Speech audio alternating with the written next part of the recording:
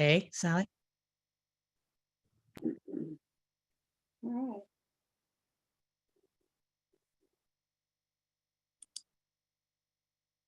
right. Okay, well, good evening, everyone. So lovely to have you here again with us at the Tail Spinners Story Swap for September, right?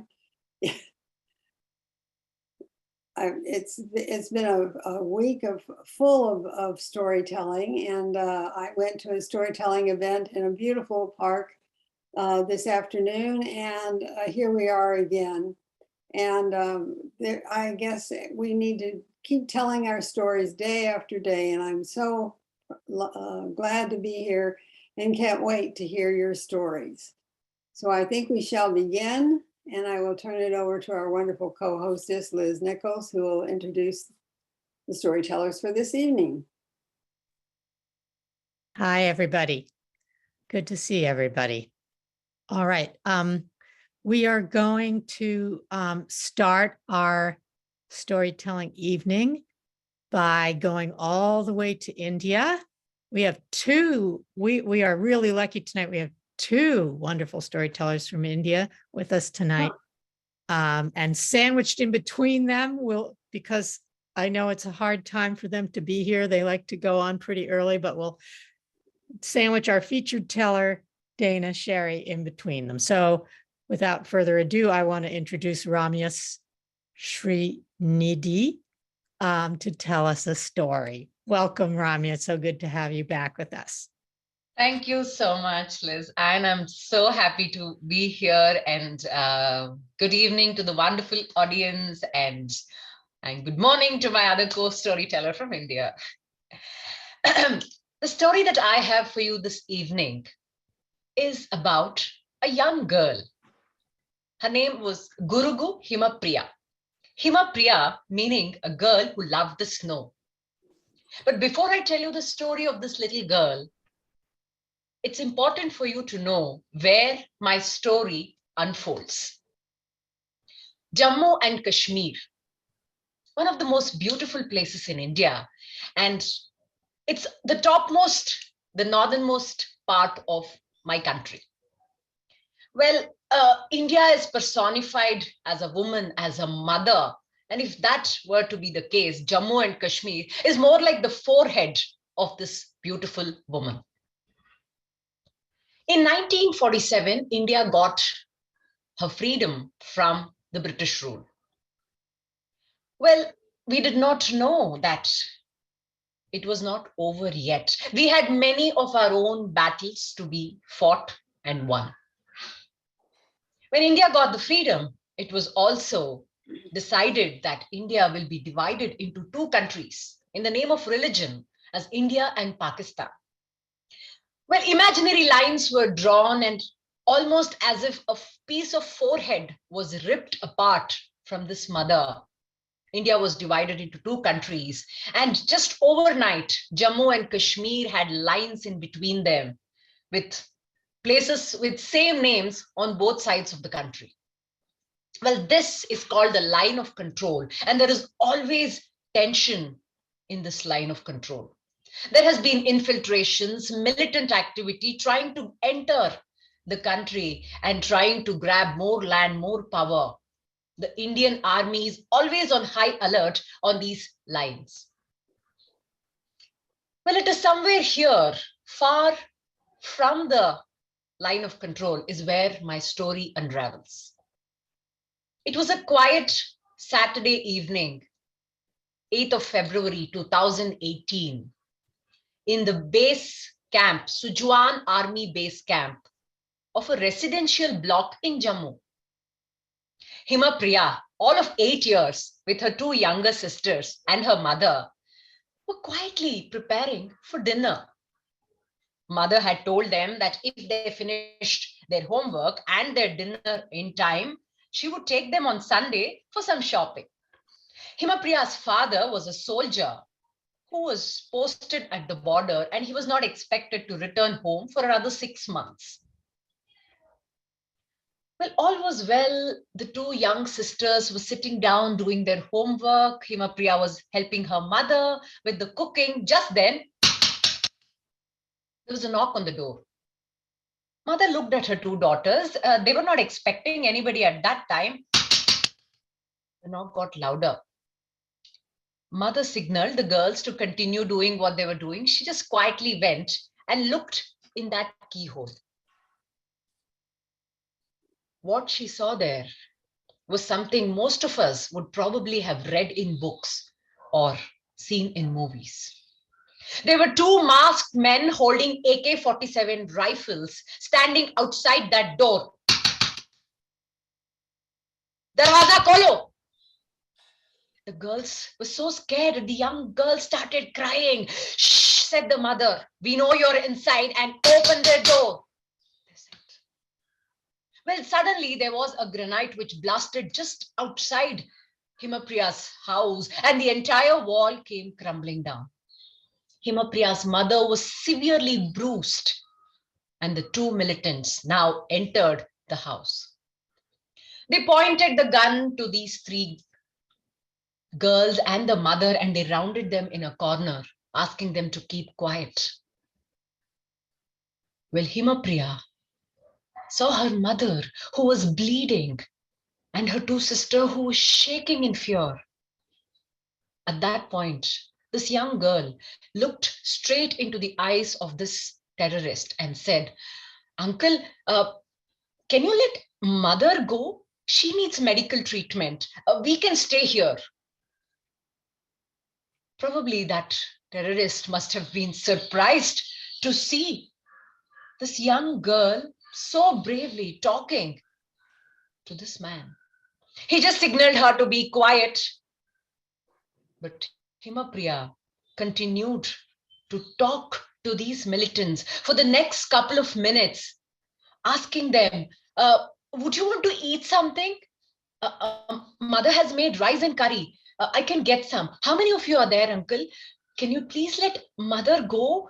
She needs to see the doctor, said the little girl.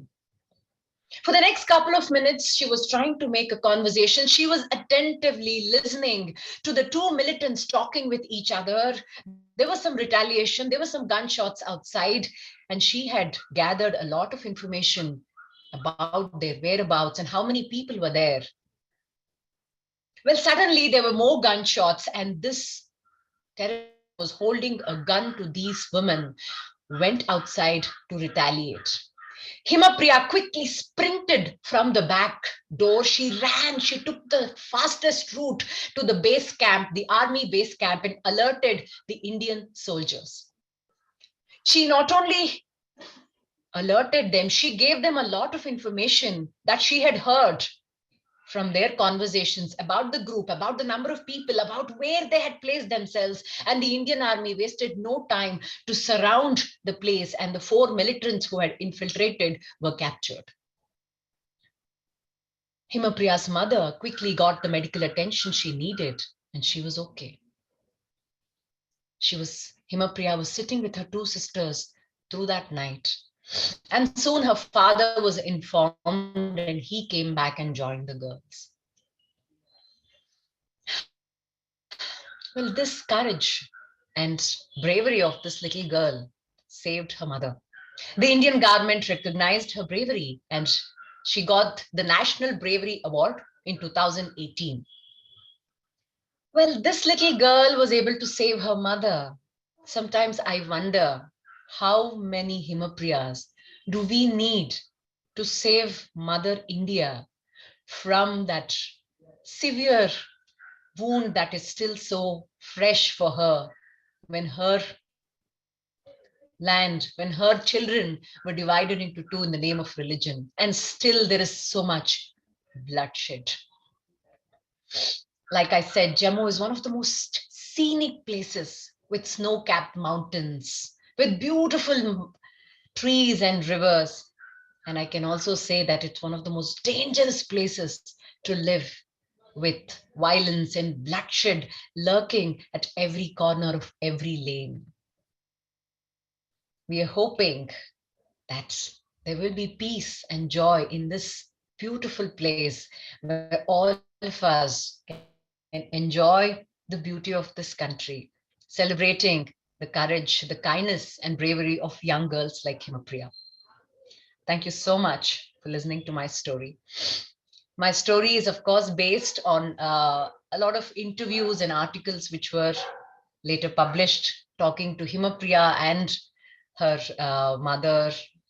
So I have just put it all together as a story to present to you. Thank you so much. Thank you so much, Ramya. And maybe you know, and maybe you chose it for this reason, but if others don't know, yesterday was the International Day of Peace, the United Nations International Day of Peace. So we could not have had a more appropriate story to start us out. So thank you so much. All right, so now I get to introduce our featured storyteller, Dana Sherry. And Dana, you know what?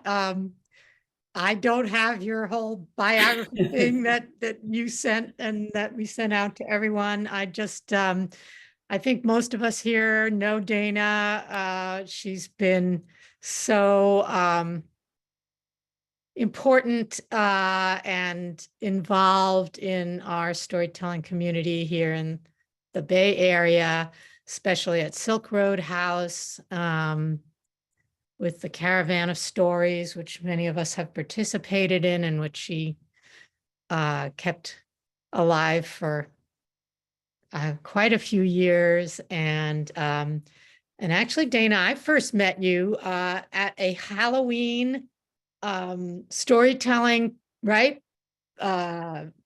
Cooking hot dogs and marshmallows for your kids' school, which is like the way I got started in storytelling was at my kids' school. So I just have, always felt a big kinship with you, and so thrilled to have you. On the other hand, unlike you, I am not a scholar. Dana is also a scholar of Russian and Georgian, meaning not Georgia the state, but Georgia the country, culture and language. And so she is a Renaissance woman, and we're really thrilled to have her as our featured teller this month. So Dana, tell us what you're going to tell us about. Thank you, Liz. And actually, as I've said before, I actually got my start storytelling at Tail Spinners here when it was meeting at the Arinda Library. So I owe a deep debt of gratitude to the Tail Spinners. So it's great to be there. And I think also, Liz, you were picking up on my thoughts for what to tell tonight, because, I think it's really too early to be putting pumpkins out at Safeway, but it's not too early to be telling Halloween stories. I hope that you all agree. So the story that I would like to tell tonight is a story that I learned through the Silk Road House. It's a Kazakh story. And if you're interested in telling it, please let me know. It's a story that we translated into English, and it is gruesome. It is suitable for junior high kids, so we'll see. And hopefully the grown-ups can handle it too. But I know that sometimes it's good to have something to impress the older kids. So it begins in Kazakhstan, in the steppe, the wide open grasslands. And there are three travelers, three young men. And as they go through the grass, they come to a vast herd with horses and camels and goats and a collection of yurts. An aul, a collection of yurts is an aul. And they ask, whose is this? And they say, it all belongs to the Batur, the knight, the warrior, Mamai. I said, oh. And they kept traveling on, and they came to another aul and another and another. And they all said that they belonged to the Batur Mamai. And they began to wonder, who is this Mamai? Who is this man who has so much wealth, who has so many auls? And finally, they come to the largest herds of all. And there is a white yurt. And they approach the yurt. They open the door and they bow. And there's an old man who is sitting across from the door in the seat of honor, raised up on pillows. And he greets them.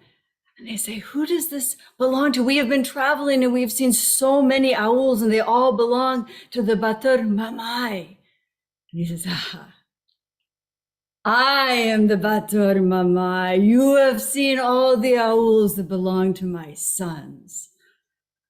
I said, oh, that's wonderful that you have 9 sons. Not everyone is so lucky.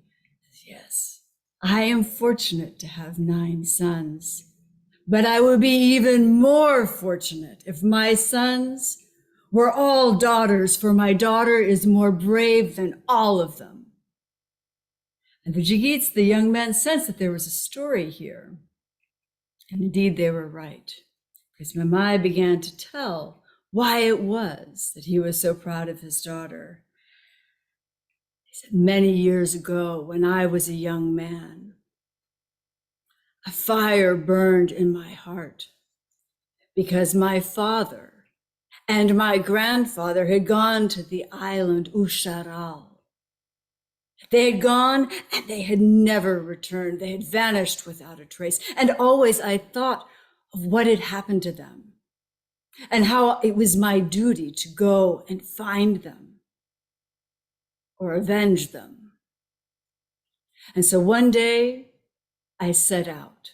I saddled my horse, but before I began the journey, I went to see the old wise man, the shaman, who lived at the edge of our aul. And I told him of my quest, and I asked him for advice. He sat down, and he began to play his kobuz, his shaman's instrument.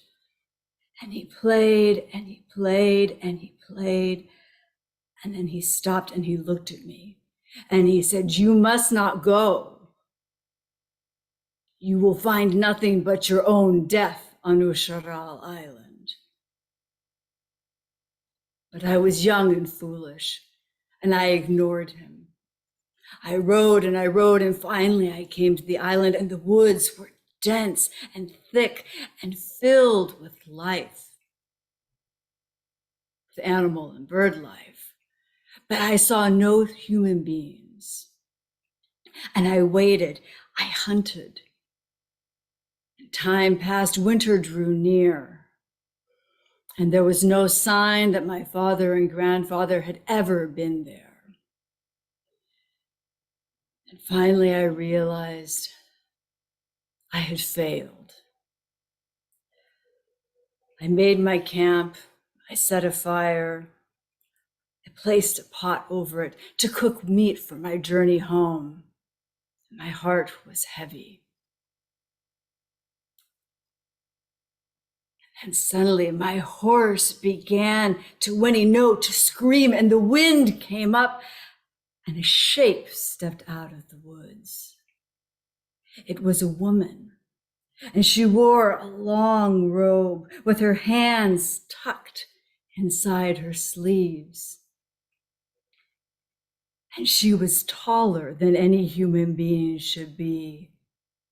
And her skin, it shone, and it was the color of autumn leaves after the rain. And she came and she sat down at my fire, and I knew that this was the creature that had killed my father and my grandfather. And I drew my gun close, and she stared. And then when the meat was done cooking, I skewered a piece still thick on the bone and held it out to her. She did not remove her hands from her sleeves, but she opened her mouth wide, wide, wide. And I dropped the meat in, bone and all, and she swallowed it in a single gulp. And I knew that she would do the same to me. And I looked her in the eye.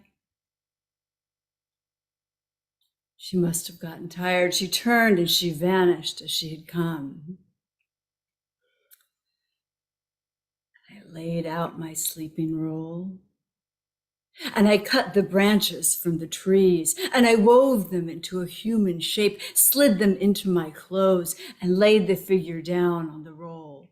And I myself climbed up a tree with my gun to wait. The moon rose, And then suddenly my horse screamed again, the wind came, and she ran out of the woods, and she drew her hands from her sleeves. And at the end of her fingers were long iron daggers. She was a Jezternak. She ran at the figure and she slashed it to pieces. And I put up my gun and I fired once, twice.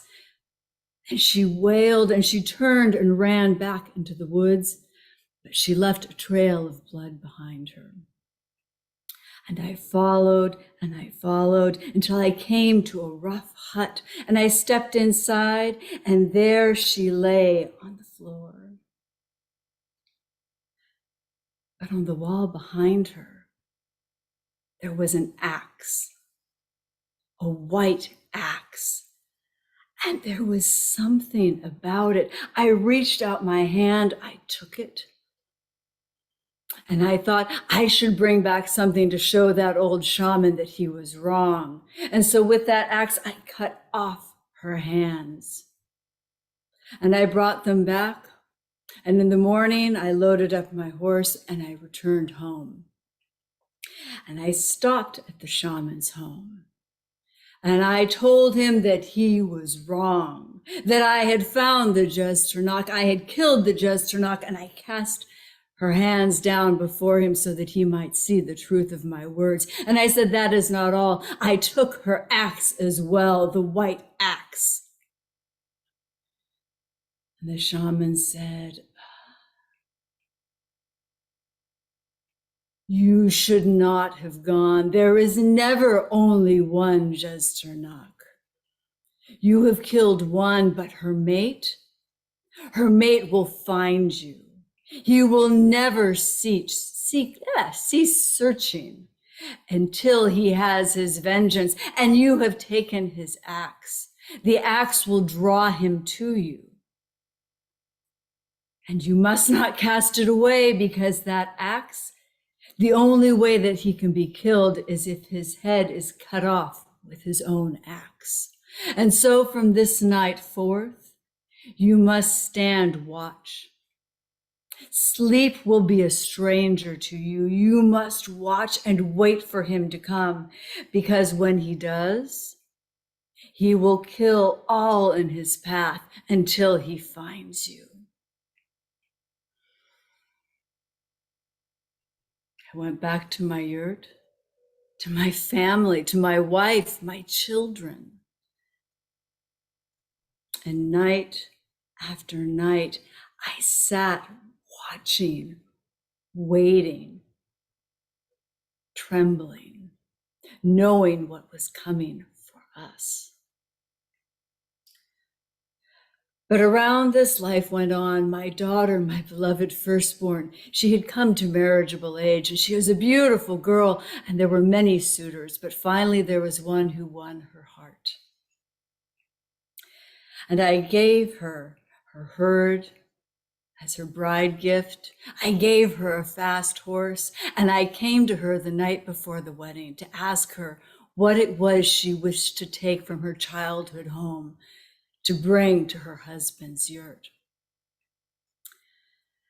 She said, Father, there is only one thing I want you to give me.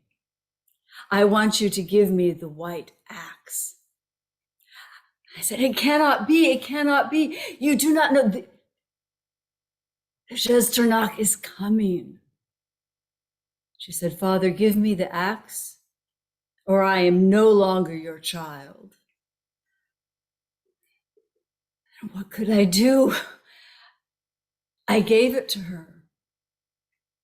And now it was she who sat waiting night after night, watching. And then finally it came. All the dogs in the owl began to howl.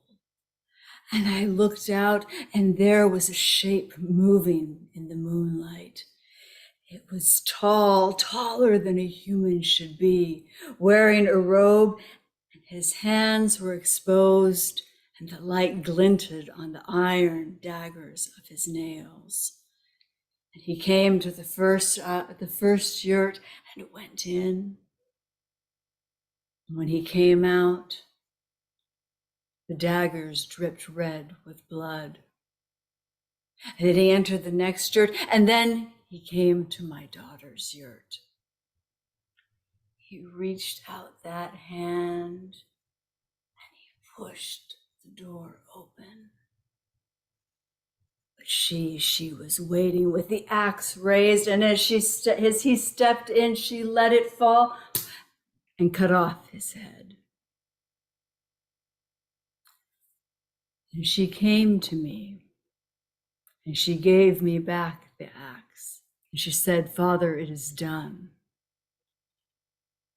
I knew that he would come, and if he came to the yurt where I was raised, he would kill my mother, he would kill my brothers, he would kill you, and I could not live with that. But now I have brought it to an end. And so that is why it is that I say that I wish that all of my sons were daughters and were as brave as my firstborn. And that is the story of what I call the white axe. And I hope that you enjoyed it. I know that my kids enjoyed it because actually my oldest son was so inspired that when he got his kitten, she crawled up his leg with little claws like iron daggers, and he named her Jez Turnak. So we call her Jezzy for short. So the Jez Turnak in our house actually is pretty lethal to the lizards and the mice around town, but has not required any further, controlling.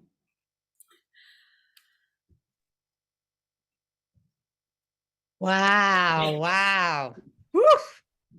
Thank you, Dana.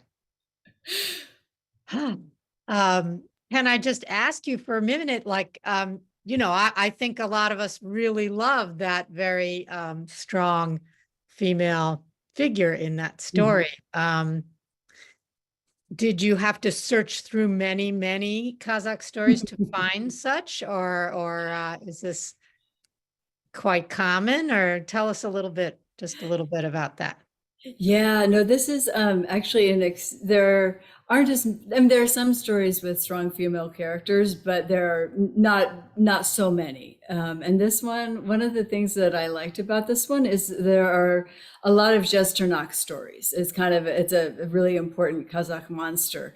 And there's another story that's very similar to this, that's kind of the macho man version, where he goes out and he kills the Jesternak, and then he comes back and he impregnates a Peri, and he does all of this. So I like this one better, that it's got the strong female character. And to be honest, the really macho one almost feels like a parody anyway. So I think that I liked both I liked Mamai and I liked his daughter both in this one better than the other story.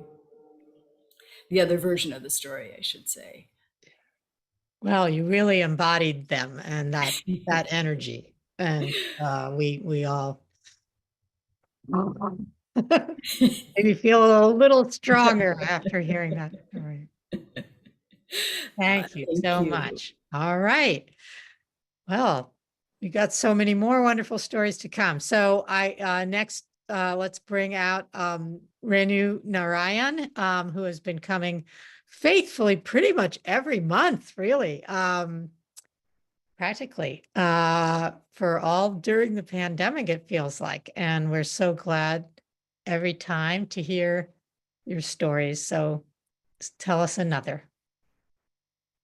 Thank you. Thank you so much, Liz. I hope you can hear me clearly. Okay, so the story I'm bringing to you today is very good evening to all of you, and good morning to Ramya, who's in that same time zone as me. And the story I'm bringing to you is a very short story. It's a Santali folk tale. The Santalis are tribal people who live in the north of India in Bihar, Jharkhand, and Orissa. And this story is actually compiled by this man called A.K. Ramanujan. It's a compilation of Indian folk tales. So I found the story in this book. A long time ago, there lived a rich and powerful king, very proud of all his many achievements. To him, he felt that there was no one more powerful in the whole world. But he wondered whether the people in the kingdom thought similarly. He wanted to find out. However, he didn't want to boast about it. That would not be befitting of a king. How could he find out? The thought kept bothering him. I am the most powerful on the earth. But is everybody equally convinced? He felt very restless. He needed to find out. So one morning in court, he addressed his ministers and said, "Can any one of you read my mind?" The ministers were puzzled. They looked at each other and said, what was happening here? How could anyone read somebody else's mind? That was not possible. So one of them said, "Maharaj, it's not possible for us to read your mind." The king was very disappointed. If nobody could read his mind, then what was the point? He wanted people to know that he was the most powerful king in the world. And then he called out to his divan, his chief minister, and he said, "Divan, I shall give you 1 month's time. You have to find some man who's clever enough to read my mind. 1 month, remember. Go look for the man." The divan was very worried. How was it possible to find a man who could read the king's mind? But he had to follow the king's orders. He knew at the end of the month, if he was not successful, then he would probably meet the most awful of punishments, perhaps even his head. And so he set off. He traveled around the kingdom, meeting people after people, asking anyone could read the king's mind. But of course, he was always met with the same answer: no. Days were passing by, and as the month was drawing to a close, the divan was getting more and more and more worried. And one evening, his daughter saw his worried face, and she said, "I've been noticing, father, that you have been looking very, very worried. The whole day you go out, and then you come back looking so tired and worried. What is bothering you? Maybe I can help." The divan sighed and he said, "The king wants me to find somebody who can read his mind. I have been looking all over, but I have not found a single person. Tell me, is this an easy task?" The daughter said, "Leave it to me, father. I will find somebody for you." A couple of days went by, and then one morning she came in with a shepherd boy who worked for them. He was dressed in simple clothes. His hair was all tousled up, and he didn't look very intelligent. Divan thought, how is it possible for this illiterate boy to help? But he trusted his daughter. And he said, "Okay, I shall take him to court." And the next morning, Divan took the shepherd boy to the court. He took him right across where the king was sitting. The king looked at the shepherd and he raised one finger. The shepherd boy immediately raised two. The king smiled and then raised his third finger. When the shepherd boy saw the third finger, he was very scared and he tried to run away. The king was happy. He said, "Let him go." And the poor shepherd boy left. The king smiled and looked at the divan and said, So you did the job. You found an intelligent man who could read my mind. The Divan was extremely puzzled. He had no idea what that whole thing had meant. So he said, Maharaj, can you please tell me what just happened? So the king said, I raised one finger saying that I am the most powerful and there is none more powerful than me. The shepherd boy immediately put up two fingers. He reminded me that there's one more powerful than me, and that is God. Of course, I had to acknowledge that. But when I put up my third finger, asking if there's anyone else who's more powerful, he wanted to run away, which means that there is nobody else. I'm very pleased with your work, Divan. And here's a small gift for you. And he gave him some gold coins. Divan was relieved. And that evening, when he went back home, he was still a little puzzled. Why had the shepherd boy done what he had done? So he went to meet the shepherd boy and he asked him, so what was this all about? The shepherd boy humbly replied, when the king put up one finger, I thought he wanted one of my sheep. I put up two because I thought, being a king, I must give him at least two of my sheep. But when he put up his third finger, I wanted to run away because I have only 3 sheep. What will I do if I lose all 3? The Divan had a good laugh to himself. So this was the meaning of what had exchanged between the king and the shepherd boy. He gave some of the gold coins to the shepherd boy and said, thank you for your help. The shepherd boy, not knowing how he had helped, was glad to receive the gold coins and went back home. And that's the end of the story. Thank you. The reason I really like the story is that how perfectly it shows our perspectives. You know, how we view something and the way someone else views something. It was really a funny story for me. So I thought this is one story I really would like to share.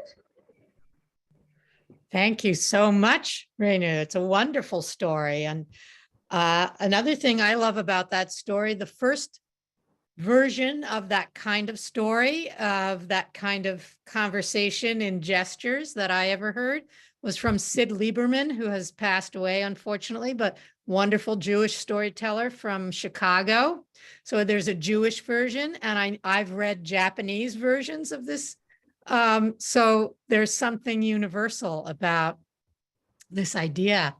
So I'm so thrilled to hear an Indian version. Thank you so much. All right. All right, our next storyteller is Vicki Ness, who has been joining us from Sonoma County. We're so glad you have been. Hey there.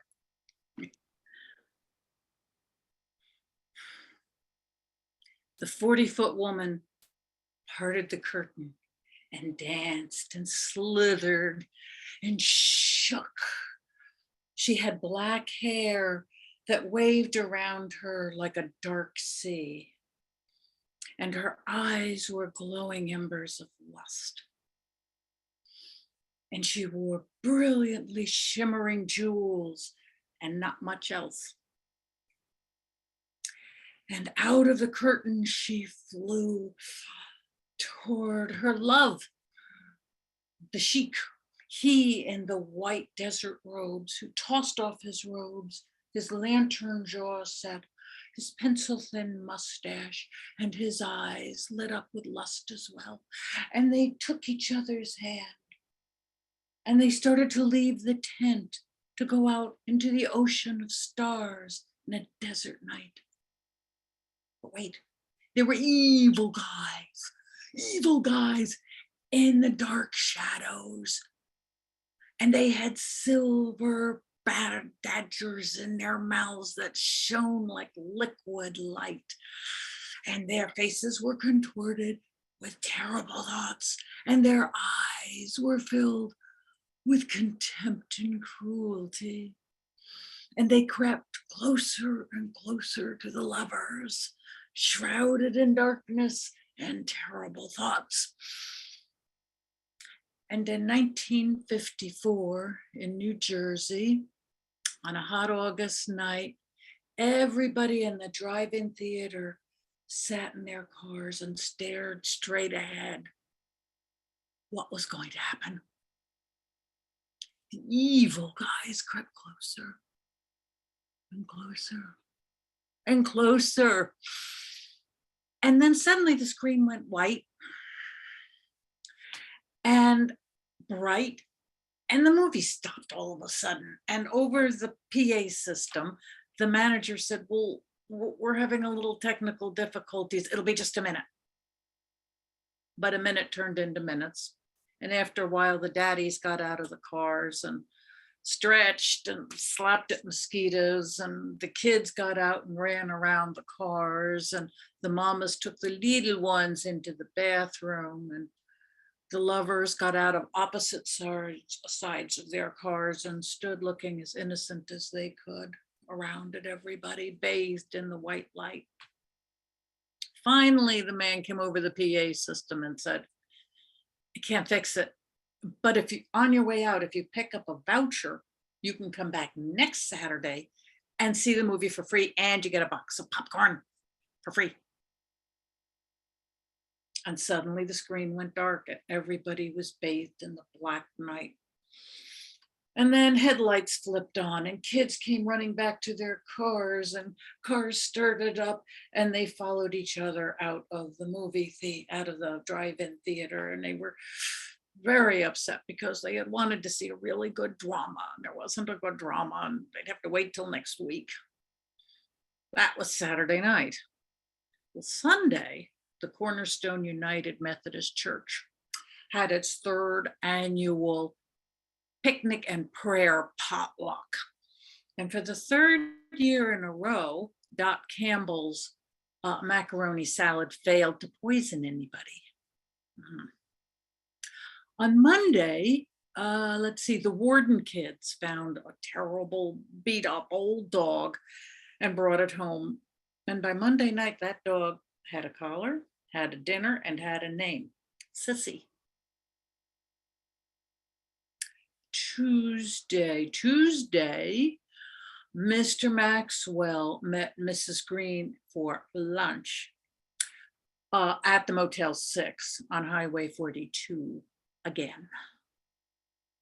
And Mr. Maxwell's secretary, Agnes, had had enough of this. So she called up her friend Ariane and said, "Do you know what's going on? I'm going to tell you." So she did, knowing that Ariana's husband, Bill, was Mr. Green's best friend. Enough of this.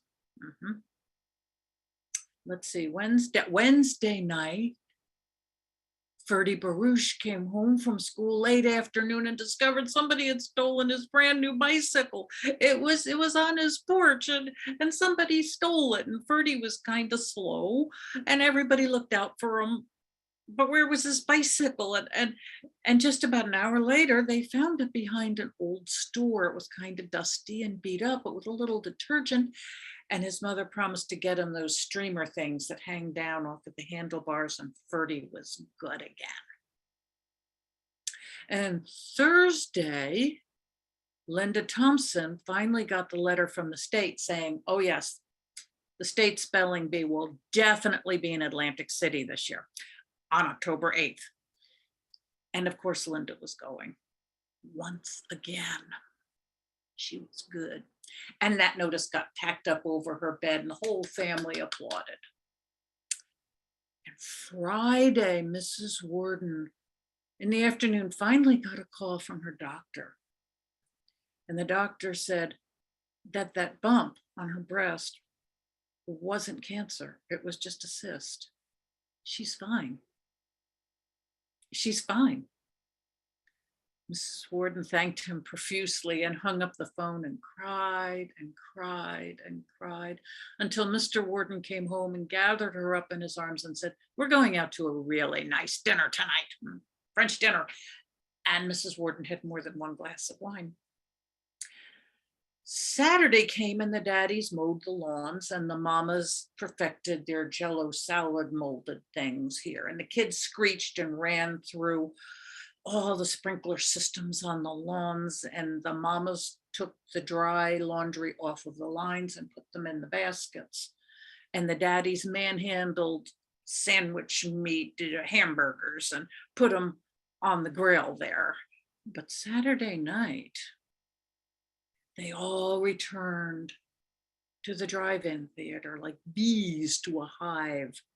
And one by one, they snaked in with their voucher, got their popcorn, and found their slot and put the little speaker right on the window there and waited, turned off the lights. And one by one, as darkness seeped into the parking lot, and the very last headlights came in and blinked off like bugs suddenly going to sleep. And everybody was bathed in silence and darkness, and they waited.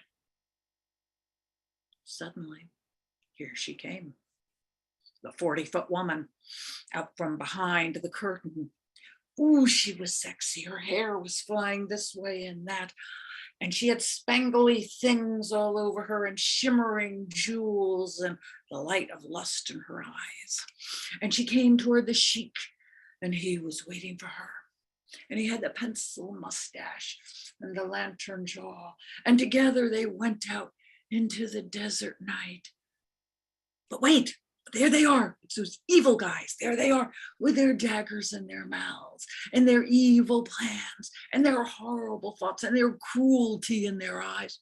And they crept forward, hidden in the darkness, but for silver and evil faces, closer and closer and closer and closer to the young couple. And suddenly the sheik saw them. And he raised up his finger and twirled his hand. And a carpet came out of nowhere and hovered over the young lovers and unfurled itself right at their feet. And the sheik and his lover and everybody in the parking lot crowded on that blanket, that rug, and off it went, off into the night, safely toward dramas of, oh, such exotic lands and faraway places. And that was how they ended their week.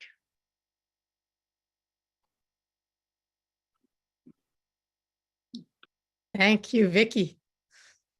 Different kinds of drama. You melded them so well. I feel like Lake Wobegon got a run for its money. Like, thank you. That was great. All right. Well, next we have Andre Wilson. And Andre told a marvelous story at the SAC genre event last night. The folk tales was the theme for this month. And a few of us were there and got to hear it, but those of you who missed it last night, you're going to get to hear it now. So Andre, tell us the story. Thank you, Liz, for that gracious introduction.